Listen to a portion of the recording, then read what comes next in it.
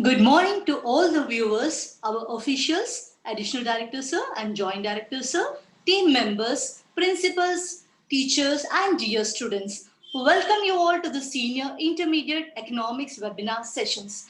I am Ranjita Logishetty, Principal TSMS Nedumnur, Nalgonda District. Children, the entire world is one country for the business. The aggregate macroeconomic sector that contains everyone and everything beyond the political boundaries of the domestic economy includes the households, businessmen, governments in other countries is called as foreign sector. In other words, integration of the economy of a country with the rest of the world is called as globalization. Therefore, the most important economic interplay between the domestic economy of the foreign direct investment by liberalizing the rules or the regulations and creating a favorable environment and encouraging the industrial climate in the country for a better employment opportunities is the important role of the foreign sector. Let's see all about this in a detailed way from the chapter 8 foreign sector from our today's presenter's word Srimati T. Praveena, PGT Economics from TSMS, Pudur, Vikarabad district. Madam has done her masters in English as well as economics. She has completed her bachelor's degree in education. Ma'am has already been known to you all as she has taken webinar sessions previously also regarding the agriculture sector. She has a very good subject knowledge as well as she is a good experienced person of about 18 years of experience in different colleges from past 8 years. She is working as PGT economics in model schools family. Ma'am, welcome to our session. Now this session is all yours. Thank you, ma'am. Thank you. Good morning. Good morning to all the viewers of this intermediate second year economics webinar session. I welcome all the children, principals of model school and teachers of model school.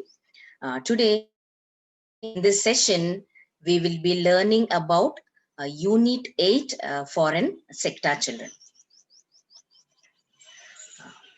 Now, children, let us see what are the contents of this session. So today we'll be learning about what is foreign sector, balance of trade, balance of payment, role of international trade in Indian economy, foreign direct investment, and what is the need for foreign direct investment, the various drawbacks of foreign direct investment, what is GATT and what are its objectives and functions of GATT. And we'll also learn about what is WTO, the objectives and the functions of WTO, and the various WTO agreements, and what is the impact of WTO on Indian economy. And we will also learn about the advantages and disadvantages of WTO.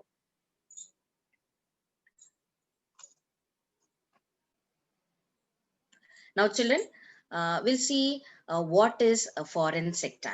Okay, so let us recollect that we know that there are variations in geographical and climatic conditions. It means that all countries do not have the same climatic conditions and geographical conditions.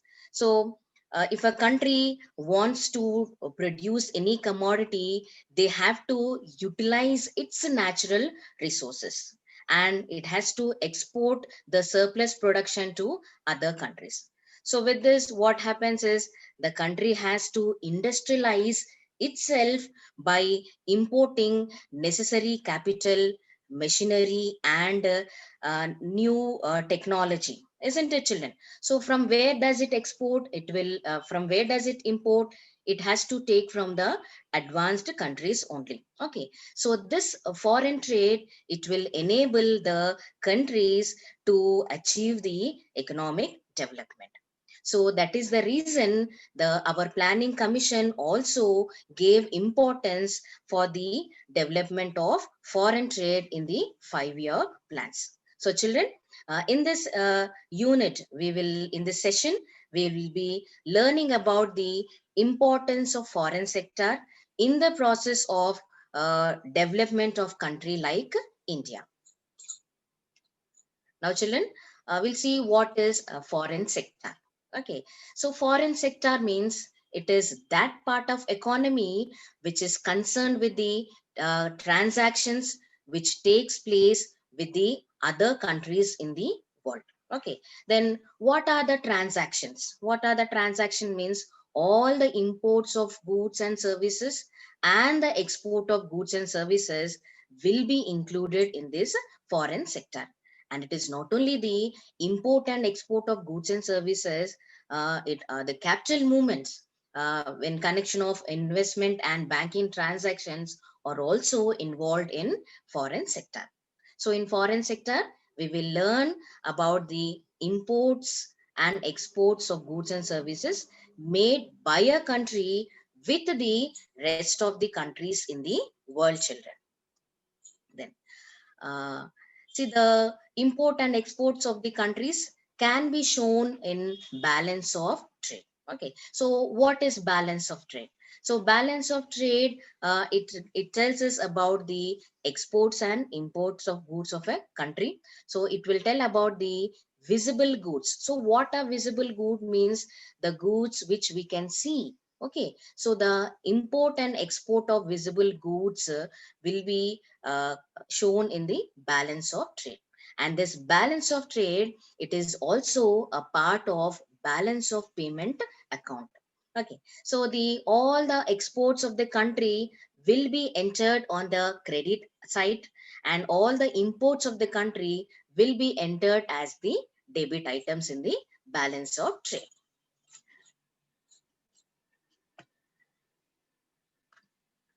The next, children, see, the balance of trade can be a deficit.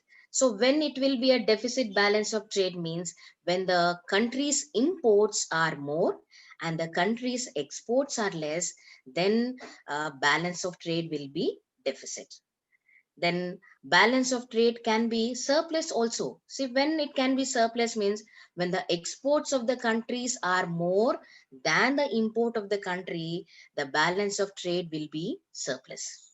And we can also have a balanced balance of trade. So when this is possible means when the imports of the country are equal to exports of the country, then that country can have a balanced balance of trade.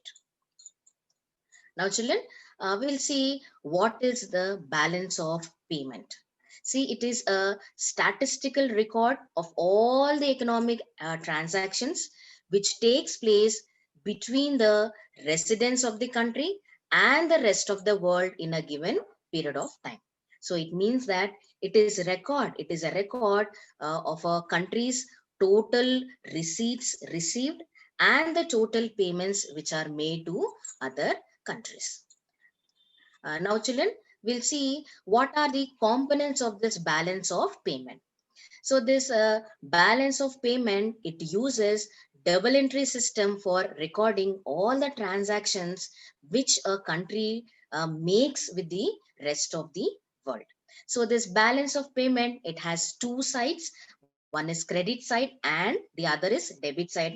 So all the inflows of foreign exchange to a country will be recorded on the credit side, and all the outflow of foreign currency will be recorded on the debit side of balance of payment. And this balance of payment, it consists of two accounts, children. So the first one is current account and the second one is capital account. Now, the balance of payment can be surplus. See, when a balance of payment will be surplus means when the total receipts are more than the total payments. And the balance of payment can be deficit also. So when it will be deficit means when the total payments are more than total receipts, then the balance of payment can be a deficit. Then a country can have a balanced balance of payment also. So when this condition will happen means when the total receipts of the country are equal to total payments. So balance of payment can be surplus, it can be deficit, and it can be balanced also. Now children will see what are the items which are included in balance of payment. So the first one is visible items, children. So what are visible items means all the physical goods which are exported and imported by a country are called as visible items. And next item is invisible item. So all the services like shipping, banking, and insurance, so which are imported and exported by a country, these are called as invisible items. Then another component, children, this is called as unrequited transfers. Okay, so what are unrequited transfers means? See, these are the voluntary transfers of money made by the government, and there is nothing is expected in return, children. Like when a country gives a foreign trade to any other country, or if a country forgets the debt of other country, or when a country becomes a member of an international organization, it has to pay the fee. Okay, so if this membership dues of international organization, so all these come under unrequited transfers. Okay, then under this unrequited transfers we have personal remittances, children. See, personal remittances means the transfer of cash made by the residents to other people in of non-residents countries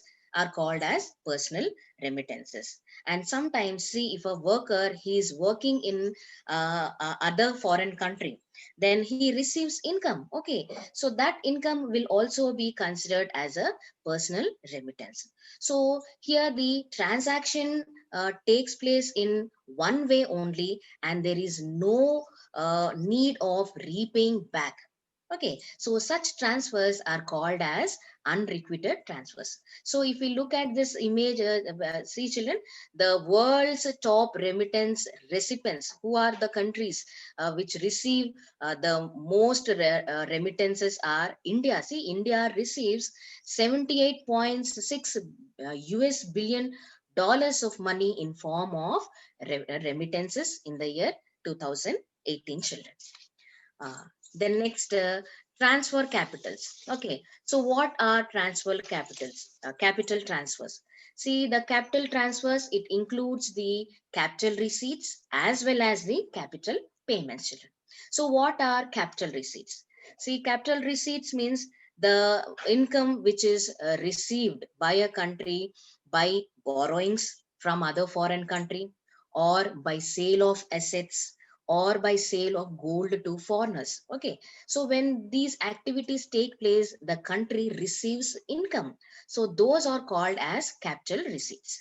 Then capital payments. See, the expenditure made by the country while purchasing the assets, or when it purchases gold from the foreigners, it has to pay money to the foreign countries. Okay, so all the capital receipts and the capital payments are included in capital transfers. So children, the visible items, invisible items, unrequited transfers, and capital transfers are the components of balance of payment, children.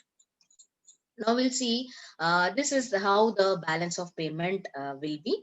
So we'll see what are the components of balance of payments, children. See, the balance of payment, it consists of two accounts. One is a current account, the other is capital account. Now we'll see what are the items which are included in current account. See, the export and import of goods, and the export of and import of services, and the unrequited receipts received and unrequited payments which are made to other countries, these all are included in current account. And the capital receipts and capital payments, they are included in the capital account, children. So the balance of payment will tell about the total receipts received by the country and the total payments made by the country to the rest of the world. So these are the components of balance of payment, children. Now we'll see a hypothetical example of how a balance of payment will be of any particular country, children. See, here this is the how the this is a sample of how a balance of payment will be. Now we'll try to find out the balance of trade. Okay, so how to find out the balance of trade means the export of goods minus import of goods. See here, the export of goods is 1100 and crores, and import of goods is 1600 crores, children. So 1100 minus 1600, that gives you minus 500. So it means that the balance of trade is deficit. There is a deficit balance of trade for this particular country. Then we'll see what is the balance of services. See here, how to calculate this balance of services means export of services minus import of services. So 300 minus 100 crores, that gives you 200 crores. Okay, children. So here the balance of service is it is favorable only. Okay, and next balance of unrequited receipts or unrequited transfers. Okay, so how do we get means unrequited receipts minus unrequited payments. So 200 minus 160, that gives you 40. So that is the balance of unrequited transfers, children. Now we'll see what is the balance of current account. See, current account includes all the export of goods, export of services, unrequited receipts, imports of goods and services, and unrequited payments. Okay, so the total of all the credits on the current account and the total of debit side of current account will give the balance of current account. Okay, so 1600 minus 1860, that gives you minus 260. So here the balance of current account is also deficit. Then the balance of capital account, children. See, the capital account is 400 in the credit side, and the capital payments are 140. So 400 minus 140, that gives you 260, children. So the balance of capital account is 260.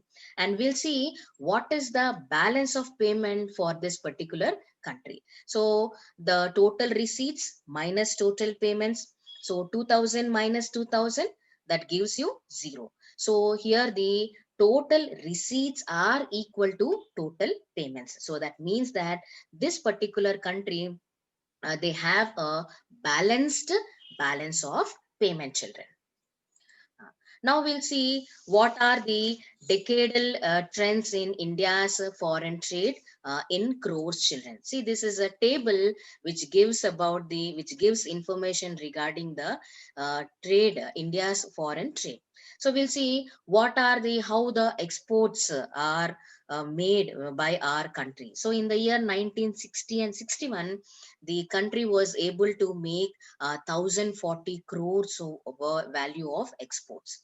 And in the year 1970 and 71, the exports of our country has increased to 1535 crores, children.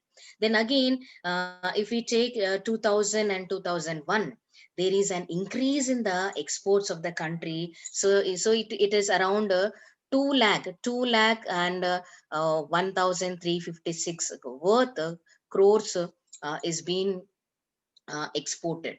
Then if we take the 2018 and 19, see, there is a fall in the exports of the country's, children. See, the export value was, it is only around 11 lakhs 21,000 and 475 crores. Okay, so it means that what do we observe is like the value of imports, the value of export is increasing.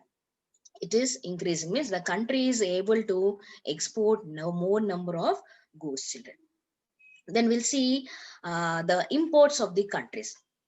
So here the country is able to in the year 1960 and 61, the value of imports are 2795 crores, children. Then in the year 1970 and 71, there is a fall in the imports of the fall in the imports of the country. Then again from 80 and 81, the imports have increased, children. So if you observe, like from all the years till 2019 and 20, there is an increase in the volume of imports of the country. So let us see what are the reasons why there is an increase in the imports. See, first one is there is a need for importing the industrial inputs.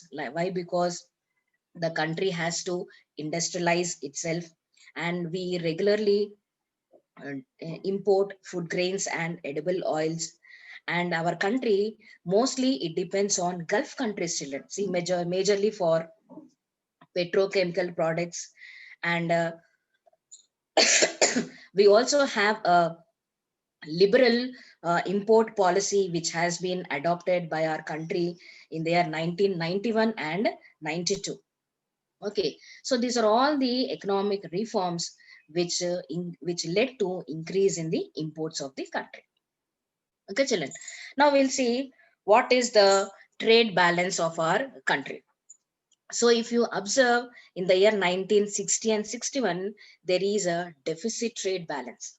Okay, it means that the imports are more and the exports are less. And in the year 1970 and 71 also, the imports are more and exports are less. And this trend is being followed for the all rest of the years also, children. See, if you take 2010 and 11, there also there is a deficit trade balance. It means that imports are more and exports are less. And if you take the year 2019 and 20, there also the imports are more and exports are less. Okay, so it means that the country is experiencing a deficit balance of trade, children. Now we'll see what is the role of international trade in Indian economy. Okay, children. So first one is comparative cost advantage. Okay. So what is meant by comparative cost advantage means, see, when a country can produce a good at a lower opportunity cost than any other country, then we can say that that country is having a comparative cost advantage. So let us try to have a better understanding of this concept with the help of an example, children. See, let us suppose in the world there are only two countries who produce iron ore and cars. So let us take China and Australia, children. See, China produces 80 units of iron ore and 100 units of car, and Australia can produce 70 units of iron ore or 50 units of car, children. Okay, so now we'll see which country has more comparative cost advantage. So before that, we have to calculate the opportunity cost of each product. Means then, so to find out the China's opportunity cost of producing 1 unit of iron ore, we'll see how the, so here the China can produce 80 iron ores or 100 cars, children. So it means that 80 iron ores is equal to 100 cars. So the opportunity cost of producing 1 iron ore is equal to 1.25 cars, children. Then we'll see what is the opportunity cost of producing 1 unit of iron ore by Australia. Okay, see, the Australia, it can produce 70 units of iron ores or 50 units of car, children. Okay, so it means that 70 iron ores is equal to 50 cars. So the opportunity cost of producing 1 iron ore will be 0.71 cars, children. Okay, now we'll see what is the opportunity cost of producing 1 unit of car by China. Okay, so here we know that China can produce 100 cars or 80 iron ores, children. Okay, so it means that 10 cars is equal to 80 iron ores. So the opportunity cost of producing 1 car is equal to 0.8 iron ores. So, and the now we'll see the opportunity cost of producing 1 unit of car by Australia, children. See, now the Australia, it can produce 50 cars or 70 iron ores. Okay, so 50 cars is equal to 70 iron ores. So the opportunity cost of producing one car is equal to 1.4 iron ores. Okay, so if you observe this table, see children, here the opportunity cost of producing iron ore by China is 1.25 cars, and the opportunity cost of producing one iron ore by Australia is 0.71 cars. So here the Australia will be having more advantage in producing iron ore. Why? Because the opportunity cost is less compared to the other country, China.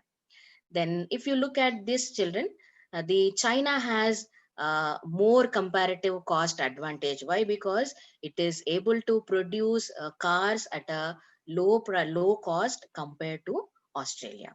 So in this way, if all the countries adopt this kind of procedure, then all the goods will be available at a very low price. Okay, so even the India also adopted this procedure, and it is able to specialize in producing those commodities in which it has a comparative cost advantage. Then the role of international trade in Indian economy is there is an increase in the market expansion, children. See, suppose when we move to a supermarket, okay, or when we go to a nearby store, we find different varieties of commodities in that. See, like we find South American bananas, we find Brazilian coffee, we find kiwis, and we find different products manufactured by different countries. Okay, so why we are able to find the goods which are manufactured in different countries at our nearby stores? It is due to the impact of international trade, children. Okay, so this international trade, it allows the countries to expand their market. Okay, so with this, what happens is the consumers will get a variety of goods at his nearby stores only. So this will increase the demand for a particular commodity in the domestic country, as well as the demand for that commodity will be increased in the foreign country also. Okay, children. So when there is an increase in the demand for that particular commodity, the production of goods will increase. Okay, so when the production of goods increases, the average cost of the product will be reduced and the prices of the commodities will be reduced. Okay, children. So here the countries, especially our country, has a lot of advantage while by making an international trade with the other countries, children. Now we'll see what is the advantage of having an international trade with the uh, in our with our country. Okay, so we all know that agriculture is the main backbone of our Indian economy. Okay, so every year India exports rice, cotton, fruits, vegetables, so to all other countries in the world. Okay, so with these exports, what is happening is it is earning lot of income to the farmers. Okay, so due to this international trade, the farmers are prospering. Okay, they are getting more income. Now we'll see what is the total exports of agricultural products in US $1 billion, children. Okay, like, so in the year 2016, the total exports are $33.7 billion. In 2017, $39.5 billion.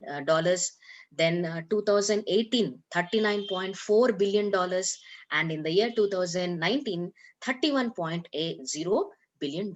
So it means that due to international trade, the agriculture in the Indian economy is prospering, or it is developing. Okay, then another impact, children, another impact of international trade on Indian economy is, see, this has increased the competition, like when there is an increase in the competition, what happens is number of goods will enter into the global market. Okay, so what happens is the prices of the goods will be reduced. Okay, so when the price of the goods will be reduced, the consumers will be more benefited by this. Okay, why? Because his purchasing power will increase. Okay, and if there is no trade, what happens is the firms which are located in domestic country, they will sometimes turn into monopolies. So what are monopolies means? Single sellers. Okay,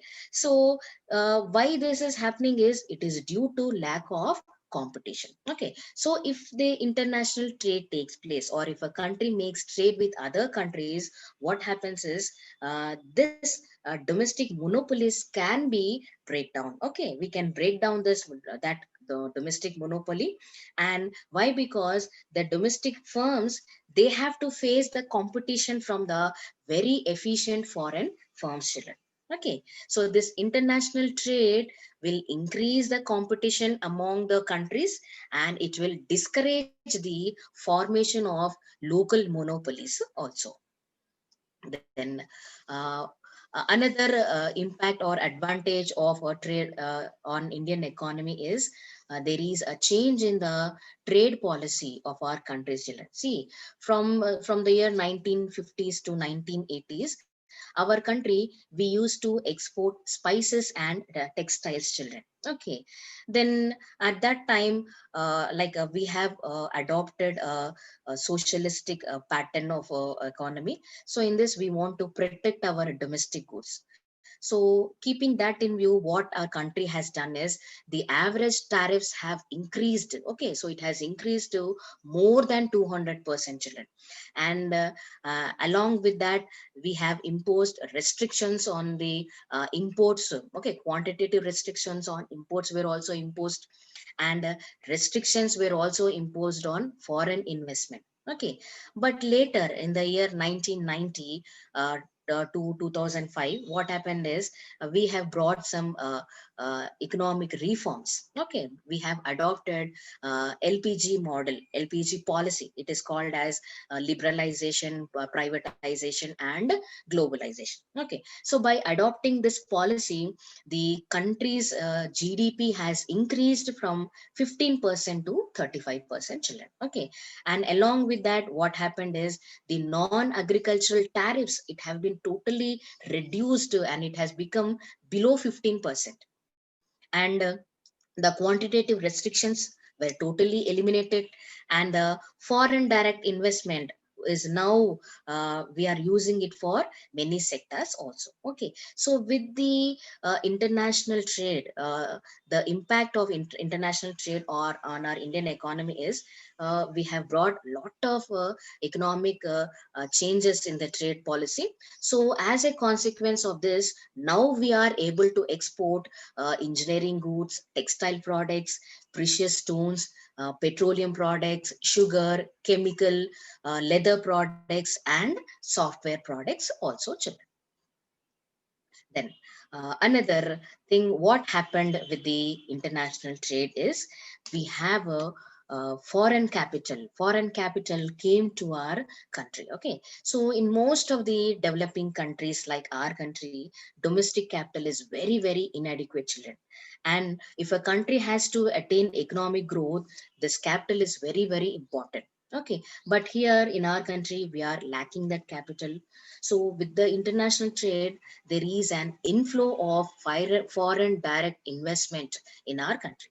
So we'll see how the FDI has flown into our country for the financial year 2020-20, children. Okay, see, we have foreign direct investment in almost all the sectors like service sector, computer hardware and software, trading, telecommunication, hotel and tourism, automobile industry, infrastructure activities, chemicals, construction development, drugs and pharmaceuticals. So it means that the foreign trade or international trade has a great impact on Indian economy. It has introduced the foreign capital into in our country, children. Now, we'll see what is this foreign direct investment. So, foreign direct investment means it is an investment made by a firm or an individual another country, or in a business which is located in another country. So, it is called as foreign direct investment. So, this foreign direct investment can take place in three ways, children. See, first one is horizontal investment. Horizontal investment means, see, when an investor or a firm, he establishes same type of business in another foreign country, then it is called as horizontal investment. Example, a cell phone provider in USA, if he establishes the same store, or if he opens the same branch in another country like China, then such kind of investment is called as horizontal investment. Then another way of FDI is vertical investment, children. Vertical investment means the firm, what it will do is it will establish a business activity related to its own business activity, but the business will be established in some other foreign country. Okay. Example, a country, a firm is there. It will manufacture some goods. Okay. So it has established a company in some other country which will supply raw materials to this company, children. Okay. So this kind of investment is called as vertical investment. The next one is conglomerate investment. Okay. So when a company makes foreign investment where it is nowhere related to the existing business. Okay. So suppose we have Nike. Okay. So Nike company, it produces like Nike in India, it manufactures clothes, and Nike in America, it manufactures leather goods. Okay. So here the same country means, the here the manufacturing of goods is different, and they are located in different countries. Okay. So the FDI can takes place in horizontal investment, vertical investment, and conglomerate investment, children. Now we'll see what is the need of this FDI, or foreign direct investment. So the first one is to sustain high level of investment. Okay, so we all know that for industrialization of underdeveloped countries or developing countries, it is very essential for a country to increase its level of investment. Okay, so when the level of investment will be increased, when the savings of the country are more only. Okay. But there is a prevalence of poverty, especially in these underdeveloped countries and developing economies. Okay. So because of this poverty, the savings level will be more. Okay. So it means that there is a gap between the investment and the saving. Okay. So this gap can be fulfilled with the help of the foreign capital, or FDI, children. So that is the it is very essential for a country to have a foreign direct investment. And second thing is to fill the technological gap, children. So we know that most of the underdeveloped countries, they have a low level of technology compared to advanced countries, isn't it, children? So this, what happens is, because of this low level of technology, there is a necessity for these countries to import the technology from the advanced countries. Okay. So if we take our country, we receive foreign technical assistance in three ways, children. See, first one is by provision of export services, or we can give training for our Indian personals in abroad countries, or by establishing educational research and training institutes in our country. Okay. So this technology is very, very important, and this technological gap can be filled with the help of this foreign direct investment. uh, Next one, children. See, to exploit the natural resources, also foreign direct investment is very, very essential, children. See, why? Because most of the underdeveloped countries, see, these countries, they have huge natural resources. Okay, but what is happening is there is an underutilization of these natural resources. So if we want to utilize these resources, we need adequate technology, we need technical skill and expertise skill. Okay, so this is not present in underdeveloped countries. So as a result, we have to depend on foreign capital. So if we get foreign capital, with that we can exploit the resources which are available in our country. So the foreign direct investment is also very important to utilize the available natural resources of a particular country, children, and especially for underdeveloped countries. And next one is to develop the basic economic infrastructure. Okay, so what are infrastructural facilities means?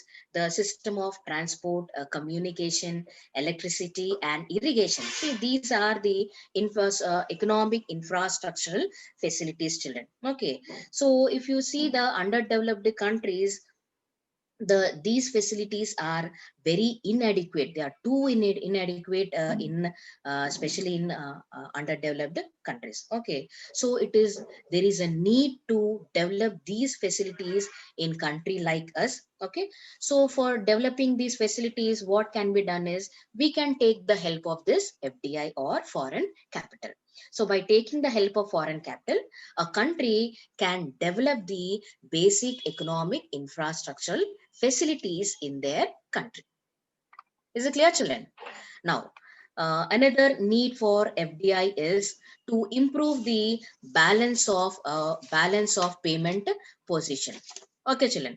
So, what is the balance of payment? See, in the initial stages of economic development of any country, or if we take any underdeveloped country, okay, so there is a need of import, children. Okay, why? Because they are now in a starting position of attaining economic development, so they need more imports. So that imports may be in form of machinery, raw material, capital, or capital goods, or spares and component parts. Okay, so the country needs large amount of imports. Okay, so here compared to exports, imports are more. So as a result, what happens is there will be a disturbance in the balance of payment. Okay, so the country has to face a deficit balance of payment. Okay, so it means that there is a gap between the imports of the country and the exports of the country. Okay, so this gap can be fulfilled with the help of this foreign capital. Okay, so the foreign capital, it will provide a short-term solution for the problem. Okay, so this foreign capital, it will help the country to improve the balance of payment position. If the balance of payment is in deficit condition, then it will help us to improve it and bring it to a surplus state, or to bring it to a balanced state, children. Then foreign firms, they help in increasing the competition. Okay, so when foreign firms, when they enter into our country, along with them they bring their technology also. Okay, they bring better technology with them, and the process and innovations what they bring, they will be competing with the domestic firms. Okay, so with this what happens is a competition will be created with the domestic firms, and the domestic firms, they try to perform well. Why? Because if they want to survive in the global market, they have to increase their standards of of products. Okay, so this foreign capital, or FDI, it will create, or it will increase the competition among the domestic firms, children. Now, children, we'll see what is the foreign direct investment in India. Okay, so this is the table which gives you information regarding the gross inflow of foreign direct investment in India from the year 1991 to 2016, children. Okay, see, if you look at the table in the year 1991 to 92, the FDI is 129 million dollars. Okay, US million dollars, and it has increased it to 3,557. This is in the year 1998, 97 and 98. So it means that the foreign direct investment, the flow of FDI has increased. Okay. Then during the year 2000 and 2001, again there is an increase in the FDI. So it is around 4,031 million dollars it has increased. Okay. So let us see what is the reason why there is an increase in the inflow of FDI in our country. Okay. The reason may be like there is a heavy demand for Indian consumers, or maybe the liberalized government policies which have been adopted, and maybe due to better advancement of communication facilities also, children. See, the communication facilities have improved a lot. Okay, so this is also contributing for increase in the FDI in our country. Then later, in the year 2002 and 3, children, see, in the year 2003 there is a fall in the flow of FDI. Okay. Then in the year 2013 and 14, children, in the year 2013 and 14, the inflows have the inflow of FDI has been reduced. So what may be the reason is, see, maybe like there is an increase in the corruption cases, or at that time most of the countries, they were facing environmental issues, children, relating to pollution. Okay, so many environmental issues were being faced by the countries, and there was a high increase in the prices also. So there was a high inflation rate in the world economy, children. Okay, so the in us, not in our country. Okay, so these may be the reasons for the decrease in the inflow of FDI, children. Okay, so next one, see, children, this is the table which tells about the country-wise FDI flows from top 10 countries. Okay, so we know that if you look at this table, children, so there are 10 countries where the countries FDI is more in these FDI flows more from these countries, children. Okay, so out of this, if you see, 87% of FDI flow is contributed by all these 10 countries, and the rest of the other countries, they contribute only 13% of FDI to India, children. And if you observe, Mauritius contributes 33% of total inflows, and Singapore contributes 16% of total inflows. So it means that 52% of FDI is contributed by Mauritius and Singapore only. And do you know, children, what is the reason why the contribution from these countries is more? See, we have adopted an agreement called as double tax avoidance agreement. Okay, so it means that if these countries makes a profit by FDI, there is no need for them to pay the taxes. Okay, so the profits which they earn are not taxed. Okay, so this is an agreement between Mauritius, Singapore, and our country. So that is the reason the FDI flow from these countries is much compared to other countries, children. Okay, now we'll see what are the benefits of FDI. Okay, so we know that foreign direct investment has created new jobs, children, isn't it? See, when MNCs have come into our country, more people, the young people, okay, so they have got all the educated people, they have got new employment opportunities. So it is not only skilled people, the unskilled laborers also, they also have got employment opportunities. And along with that, the incomes of the people have increased, and this has increased this has developed, this has boosted the economy of our country. And the second benefit is it has increased the exports of our country, children. See, what are the goods which are produced in our country? It is not at all used for domestic consumption. Okay, so there are goods which are meant only for export promotion. Okay, so the exports of the country has increased due to this FDI. And this foreign direct investment, it has created a competitive environment in the country. Okay, so why? Because this has break down the domestic monopolies. Okay, so there was a competition by the local producers also.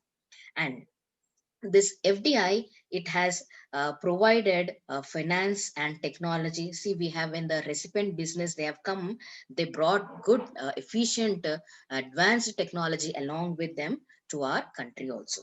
And with this FDI, what happened is the backward areas are being developed. See, we find a transformation of backward areas into an industrial cities in our country. So all these backward areas are converted into industrial centers.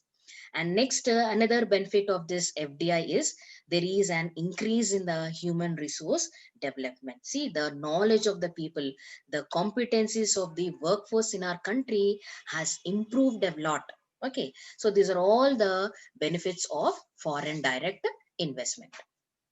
Now, children, we'll see what are the drawbacks of foreign direct investment. Okay, so what are the drawbacks is, see, most of the local firms, no, when the MNCs have come or foreign direct investment have come, the local firms, they have lost their business. Why? Because they are unable to compete with the very big giant foreign firms. Okay, then in case of profit repatriation means if a country invest money in any other in other country, it will get profits. Okay, so these countries, these firms, what they have done is, instead of reinvesting the profit in that business, they have taken away the profits to their own country. Okay, so what happened is there is an outflow of capital from the host country. Okay, children, this is also one disadvantage of FDI. Then one more disadvantage is when the foreign capital came to our country, these countries, what they have done is they have brought good technology along with them. Okay, so the local workers, if they are unable to cope up or if they are unable to work by using this technology, they have lost their jobs, children. And next one is utilization of FDI. See, over dependence on FDI, it has created a burden of external debt, and this was increasing year after year. So these are the drawbacks of foreign direct investment. Then now, children, see, during the First and Second World War, the world economies are very badly affected, children. Okay, so at that time, most of the countries, what they have done is they have imposed several restrictions on imports. Okay, so trade among all the countries was totally deteriorated. So at that time, the elite powers, what they thought is we should maintain a good relation with the international economy. Okay, so under such circumstances, this GATT has come into existence. Okay, so this GATT was formed on January 1st, 1948, and this agreement was signed by 23 countries. Now we'll see what is this GATT. Okay, so GATT means it is a legal agreement which minimizes barriers to international trade by reducing the quotas, tariffs, and subsidies. Okay, children. Now we'll see what are the objectives of GATT. Okay, so the first one is all the countries should follow the most favored nation principle. Okay, so it means that if a particular country favors any other country by reducing the tariff level, the same tariff level should be applicable to other countries who are the members of WTO. It means that if you do any favor to one country, the same favor should be extended to all the countries in the WTO. Okay, children. So this is the main objective of GATT. Then the second objective is if a country wants to protect its domestic industry, it can protect itself by imposing tariffs. By imposing tariffs only. So this is one the another objective. And the third one is a country can carry trade on non-discriminatory and reciprocity. Okay, so it means that, see, if a country gives any tariff preference to one country, the same should be extended to the other WTO members immediately and without any condition also. Okay, so suppose if USA is their children. Okay, so if it reduces tariff rate from 10% to 7% on chocolates. Okay, Okay, so this new rate should be applicable to all the countries, of WTO, and US should not ask for reciprocal treatment. It means that, see, I have reduced tariff for you by from 10 to 7%, so you also reduce the tariff for me for some other product. Okay, so this kind of reciprocal treatment should not be asked. Okay, then next, another objective of this GATT is, see, if any country want to bring any changes in tariffs or non-tariff measures, those changes can be brought through multilateral negotiations. See, one example is under the ninth round Doha Development Agenda. So almost all the countries of WTO, they have requested to reduce the tariffs. Okay, so they have conducted many negotiations. So by the 1990s, the tariffs were reduced. Okay, the tariff rate was reduced. So it was less than 4% only. So it means that any changes regarding tariffs and non-tariffs can be brought through negotiations. Is it clear, children? So these are all the objectives of GATT. Now, children, we'll see the what are the functions of GATT, children. Okay, so the GATT, it performs many functions. The first one is most favored nation clause. Okay, so this clause, it is in Article 1. Okay, it means that this clause means that the countries should treat all other partner countries equally. Okay, so if a country do any favor to one particular country, the same favor should be applicable to other countries also. Example, if a nation reduces tariff by 5% to one nation, the same tariff 5% will be must be applicable to all the other WTO members. Okay, so this is the function of GATT under most favored nation clause. Okay, children.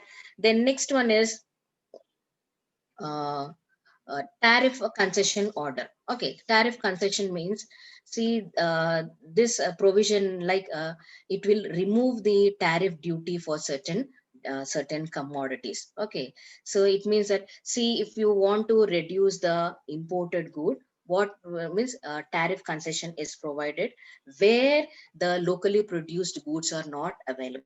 Okay, it means that there is a concession given for for the countries who pay tariffs on imported goods. Then another provision, children, it is quantitative restriction. Okay, quantitative restrictions.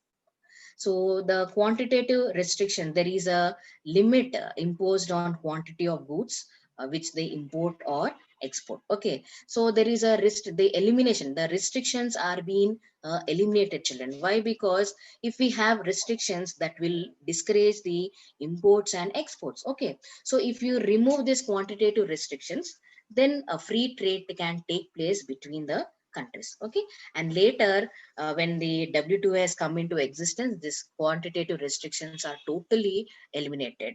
Okay, then another provision is, children, it is safeguard code. Okay, so if a member country, if it feels that the any threat is caused to domestic industry, or if there is any injury to the domestic industry, then it can make use of this provision by restricting the imports of the product. Means it can impose a restriction on the commodity if it feels that it imports are being causing injury, are being threatened.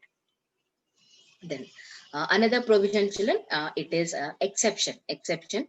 So under the Article 20 and 21 of GATT, it will provide this specific exception to all the WTO members. Okay, so according to this rule, it means that, see, all the countries are exempted. Means there is no, this rule is not applicable. Like, what are those? Is protecting the environment, public health and public morals.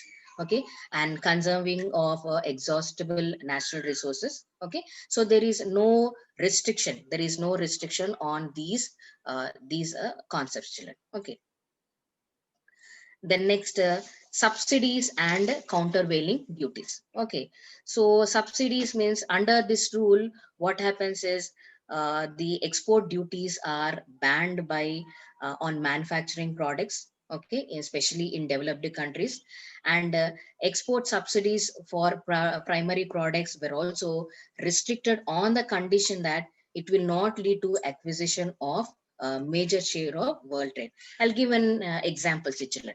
See, suppose a country is there. So if a country government, it gives export subsidies to the farmers, what the farmers will do is they will export the bananas to country B. Okay. So in country B, the government doesn't give any subsidy to the farmers. Okay. So the bananas which are produced in country B, they will be more expensive, and the imported bananas will be available at low cost. Okay, so what happens is there will be an accumulation of A country's banana in the B country. Okay, so under this situation, what happens is there will be a dumping of goods in that country. Okay, so in such situation, the country can avail or can impose an anti-dumping duty, or it can impose countervailing duties. Saying that why? Because the price of the B country's bananas are the A country bananas are available at a very low cost than the bananas which are produced in country B. Okay, so these are the facilities, these are the provisions which are given under the subsidies and countervailing duties. Then another provision which is given by GATT children, it is settlement of disputes. Okay, see, if any member of WTO, if they have any complaint against the other member on the issues of violating the rules of organization, they can bring that complaint to the annual meeting and they can settle that dispute. Okay, so this provision is given to the WTO members. Now, children, these are the different rounds of GATT. Okay, so in the first round of GATT, the discussion was regarding the tariff restrictions on specified products. And in the second round, it took place in 1949. So the major issues discussed were modest tariff reduction. And in the third round, 25% tariff reduction in relation to 1948 level. Then the fourth round of GATT, the major issue was modest tariff reduction. And the fifth Dillier round was again the same issue was discussed.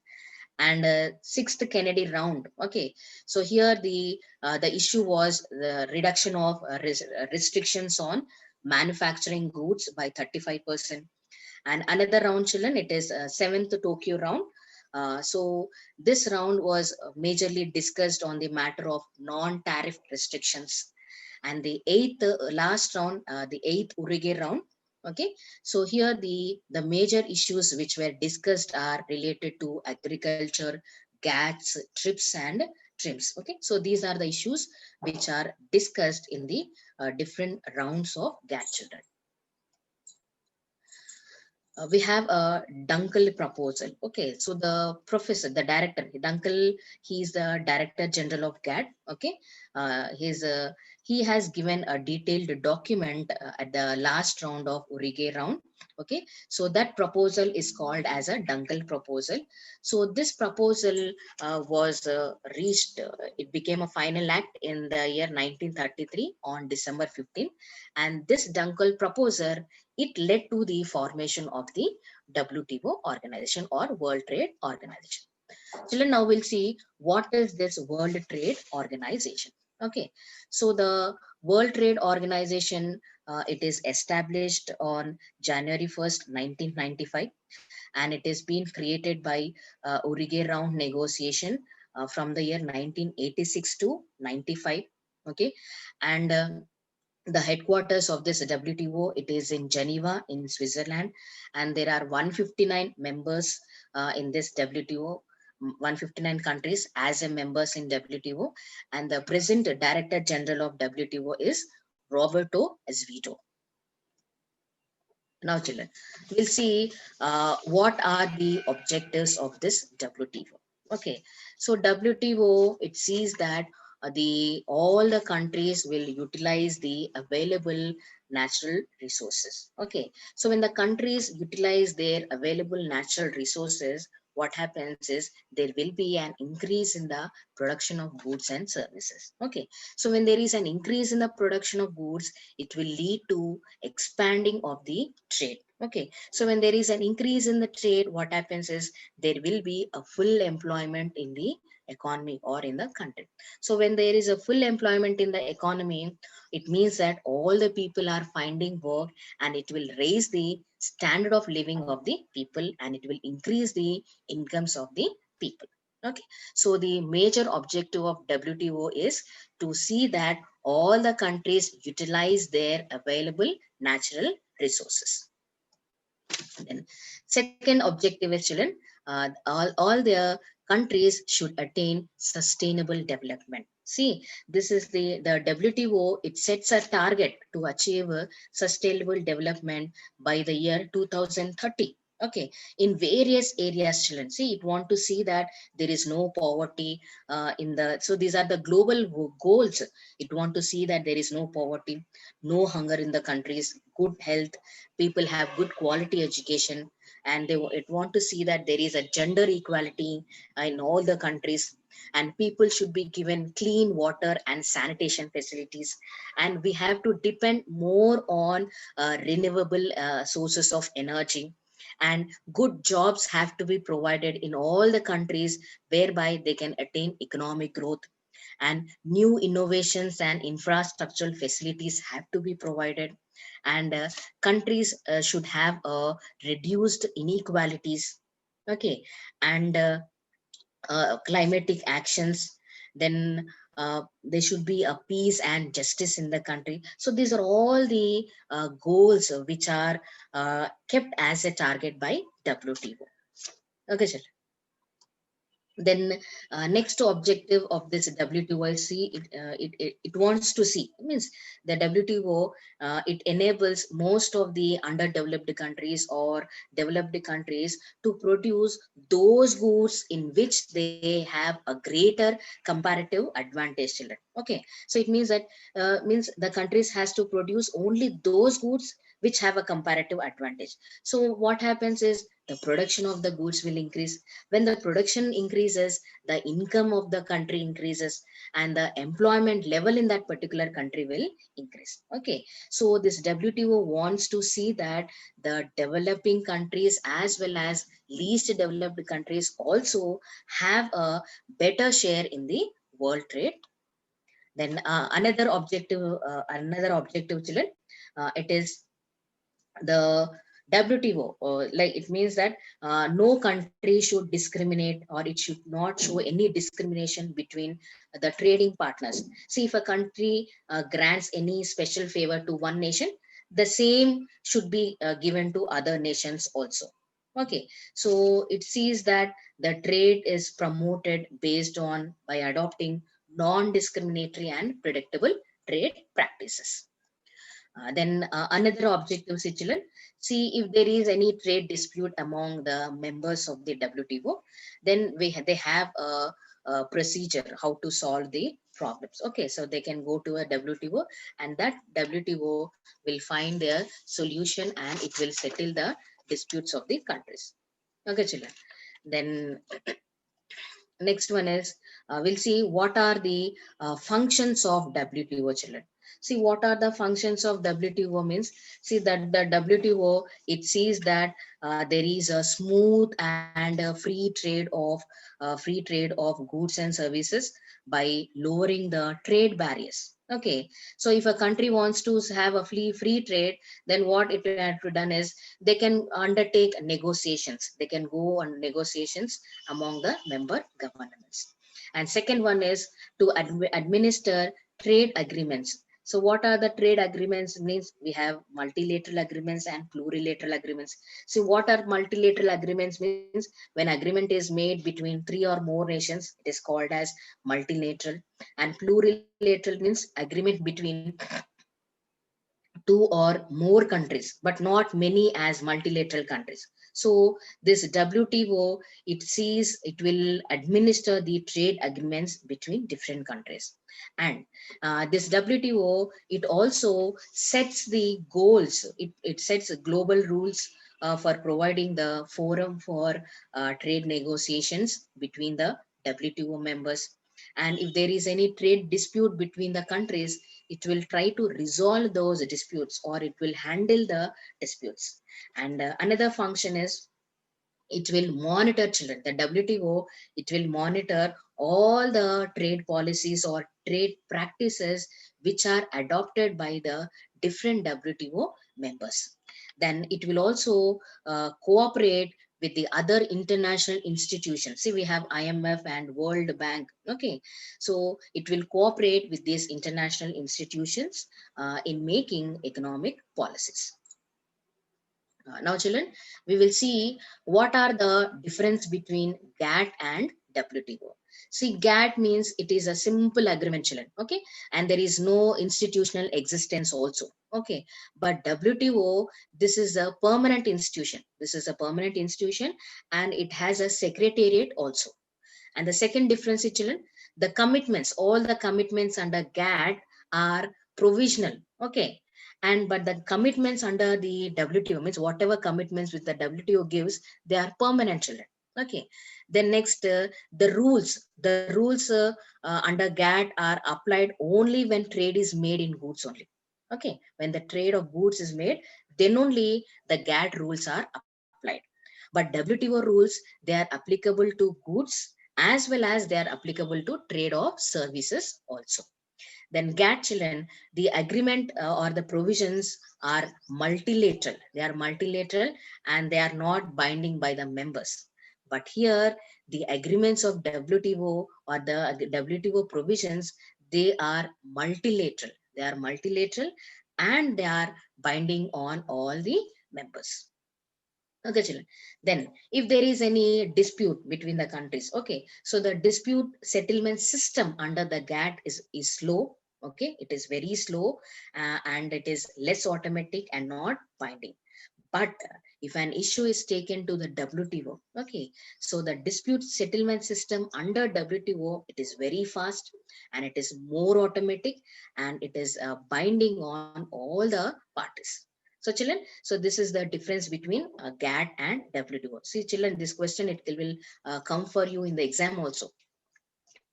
Then we'll see the various WTO agreements or provisions of final act, children. Okay, so the first one is agreement on agriculture. Okay, agreement on agriculture. So this is a commitment. This is a commitment which is made by all the WTO members. So there are some areas. What are the commitments is regarding the market access, regarding the domestic support, and regarding the export subsidies. So what are those means? See, there are some tariffs. So tariffs on agriculture products, they are reduced by 36% for developed countries, and the tariffs are reduced by 24% to developing countries. Okay, so this is a commitment made by all the WTO members regarding the agricultural products, children. Okay, then next agreement is agreement on textile and clothing. Okay, so since 1974, the textile trade, it was governed by multi-fiber agreement, MFA. Okay, so this used to look after the textile trade, but later this MFA was being replaced by ATC, or agreement on textile and clothing. Okay, children, so now this is also being terminated, children. Now this is also not in existence. There is no existence of this agreement now. Then another agreement of WTO, children, it is agreement on trims. Agreement of trims means the agreement related to trade related investment measures, children. Okay, so here under this agreement, all the member countries should give national treatment to foreign capital. Means no country should restrict the foreign capital, or it should not restrict any investor. Okay, and foreign investors have the same right which the national investors also have, and there is no limit on the investment also, foreign capital investment. There is no limit. And these countries, they can import raw materials and components also, but the foreign investors, they should not use the local products and materials. Okay, so this is the agreement of WTO related to investment, trade related investment, children. Then another provision, children, it is TRIPS, trade related intellectual property right, children. Okay, so what is this TRIP means? See, this is a minimum standard agreement which is allowed to all the members, like related to protection of property rights, okay, or intellectual rights. So what are these property rights means? The rights which are given to people or an any agency for their creativity, the right which is given to a person or an agency for their creativity or innovation, children. Okay, or simply it can be called as right given to the creator. Okay, so we have different intellectual properties. Like first one is trademark, children. So trademark means this is a sign which is given to a particular good or a service. Means just by looking at that sign, it will distinguish the goods and services. Okay, like means if you see an Apple symbol on a phone, then we, by looking at that, we can say that this phone belongs to Apple company. Okay, then copyrights, children. So copyright means it is the right to someone who creates an original work. Copyrights is given to people who creates an original work. Okay, like if a person compose any song, or if a person takes a movie, or if a person develops any software, means he has a complete right over that creation. Okay, so for that, see, they have a symbol called C and round. Okay, so that symbol will be there on that. Okay, children. Then next, geographical indications. Okay, so geographical indication means these are the signs. See, if you look at the image, children, see, we have different images, no? So these are the signs which are used on the product. Okay, so by seeing that sign on the product, we can come to know that, okay, this product is being originated from this place. Means it will give you the information of the geographical origin of that product. See, example, if you see Assam seed, Darjeeling. Okay, so it means that that particular tea is being originated in Darjeeling, in place called Darjeeling. Okay, so these are and one more is industrial design, children. Industrial design means the creative activity of creating a product, or creative activity of designing a product. Okay, so this right is given to the person or the proprietor who creates this design. Okay, so these are all the intellectual property rights which are given to those people who are the creator of this. Okay, children. So this is an agreement which is given to all the members of WTO. Then, children, we have another provision. It is general agreement of trade in services. Okay, so this agreement, it says that there is an agreement covering the services like banking, insurance, travel, marine transportation, and mobility of labor. Okay, so it means that all the countries have a commitment, like they will have a liberalized trade in service, in providing all these services, and if there is any dispute regarding these services, that will be resolved by the WTO, children. Okay, then another provision is dispute settlement body, children. Okay, so this is a provision given by WTO to all its members. Okay, so if there is any dispute or any issue among the WTO members, they can they can file their case. Okay, they can give a complaint, and these WTO members, what they will do is they will find out, they will examine the case, and they will find out, and they will publish it in form of a report. Okay, then offending countries, what they can do is they have to change their trade policies, or they have to pay penalties according to the WTO guidelines. So this is a provision given to the WTO members if they want to settle any disputes. Now, children, we'll see what is the impact of WTO on Indian economy. Okay, see there are many advantages of this WTO on Indian economy. So with this WTO, what happened is, as a member of WTO, our country, it has a lot of advantages in agriculture, forestry, fishery products, and processed foods and beverages. And the share of world exports also has increased from 0.5 to 1%. And there has been a lot of gains, like almost around 2.7 billion US dollars of extra gains are being our country got in form of exports every year.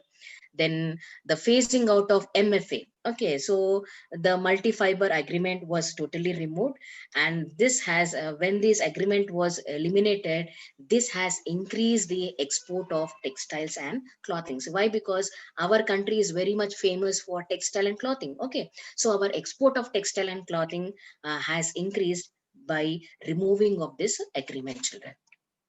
Then the reduction of subsidies. Okay, so when there is a reduction of subsidies facility given by WTO, the most of the price of the agricultural products have been increased. Okay, and we were able to export more products. So with this, the incomes of the farmers in our country has increased, and the agriculture sector has developed a lot by the provisions which are given by WTO. The next advantage, children, restrictions on foreign investment. Okay, so when it is withdrawn by the member nations, what happened is, there is an increase in the FDI investment in our country. So with this, it has led to increase in the employment opportunities.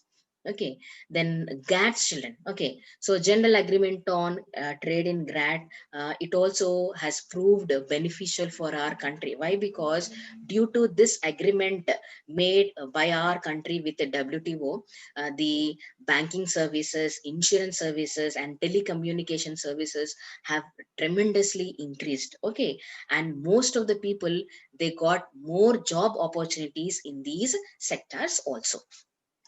Then we'll see what are the disadvantages of WTO. Means disadvantages of being a member of WTO, our country as a member of WTO. So here, what the first thing is, there is an increase in the India's exports. Okay, so we people say that India's exports has increased. It means that world trade is increasing, but it is not true that just by increasing the export, it is not correct. Means, see, the trade, it depends not only on the export, it also depends on the availability of infrastructural facilities, the availability of technological facilities also. Okay, so this concept, like India's trade has increased due to world trade, is not accepted by the people of our country. Then next, the benefits due to restrictions of trade barriers and expansion of market. These benefits are applicable only to developed countries only, children. Okay, so means the WTO has given many restrictions, but it is not beneficial for countries like us, like a developing country like us. And next one, WTO, it has an agreement regarding the increase in the price of drugs and agricultural inputs. Okay, so when the price of the drugs and agricultural inputs has increased, then what happens is the growth of these sectors will stop. Means it will hamper children. Okay, then the IPS protection, like in providing anti-competition and anti-liberalization. So this led to emergence of new MNCs becoming a monopoly, becoming monopolies in our Indian economy. Children, I hope you all have understood the lesson properly. So just we will recollect what we have learned in today's session.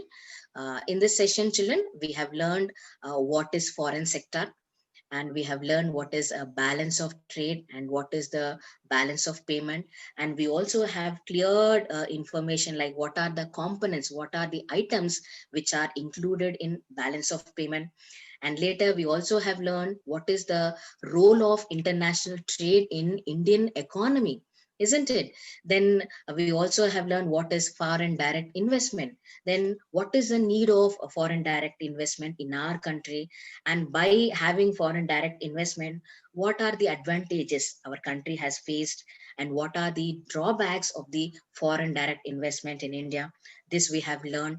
And we also have learned what is a GATT. So what is the agreement of GATT to its members? Okay. And we have learned what is the objective of GATT, and we have also learned about the various functions and provisions of GATT. And we also have come to know how the WTO has come into existence and what are the various objectives and functions of GATT. And we also have learned the various agreements which are given by WTO also, children. Okay. Then later we also have learned about the advantages and the disadvantages of WTO. So children, I hope you all have understood this session very well, and you please try to answer these questions, children. See, these questions, they will come for your IP. So the first question is, assess the role of international trade on Indian economy. And second one is, describe the functions of GATT. The third question is, explain the objectives of WTO. And fourth one is, analyze the differences between GATT and WTO. Thank you, children.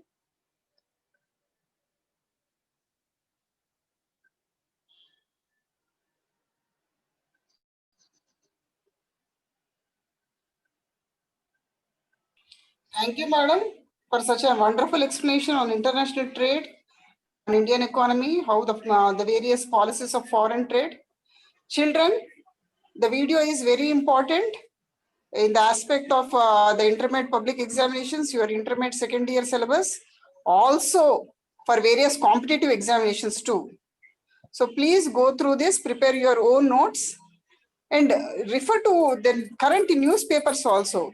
Like whenever there is a issue about GATT or WTO, just make a note. So that will be useful for your preparation for competitive examinations also. So please revisit the session. For any clarifications or doubts and any further clarifications, you can post in the comment section. Madam will be available to acknowledge them and give the clarifications further any needed. Thank you, madam. Thank you, ma'am. Thank you, ma'am.